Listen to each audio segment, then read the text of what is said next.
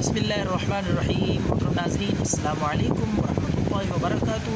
اس video میں ہم لائے ہیں آپ کے لیے وہ حیرت انگیز فوائد جو آپ کو ڈاکٹرز بھی نہیں بتائیں گے۔ اتنے فوائد ہیں کہ انسان حیران ہو جاتا ہے۔ مرغی کے پنجے، کچھ لوگ انہیں معیوب سمجھتے ہیں اور پکا کے کھانے کو اچھا نہیں سمجھتے، لیکن ہم آپ کو بتاتے ہیں کہ ان میں کتنے فوائد ہیں۔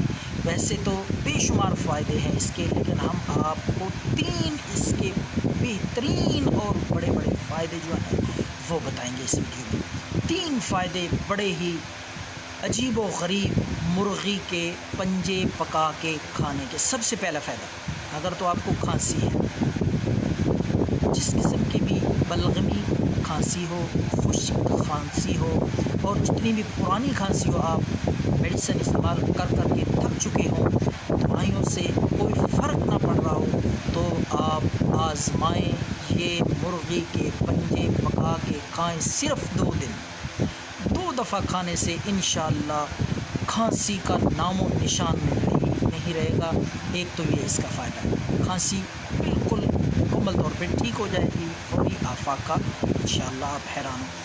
دوسرا فائدہ، اگر آپ کو نزلہ زکام رہتا ہے، بلغم رہتی ہے، گلا خراب رہتا ہے، گلے میں درد رہتا ہے، جلن رہتی ہے، تو نزلے زکام کے لیے بھی یہ بے حد مفید ہے۔ 1 دن پکا کے کھائیں مرغی کے پنجے، انشاءاللہ اگلے دن آپ دیکھیں گے کس طرح آپ کو نزلہ زکام سے آفاقہ محسوس ہوگا۔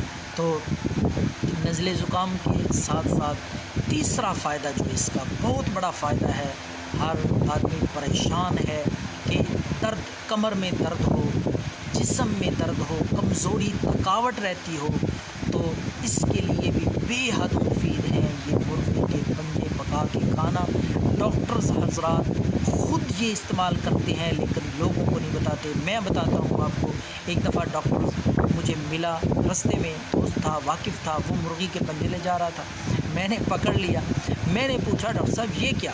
تو کہنے لگے چھوڑیے قاری صاحب، یہ ایسی چیز ہے جو ہم خود تو استعمال کرتے ہیں لیکن ہم لوگوں کو نہیں بتاتے۔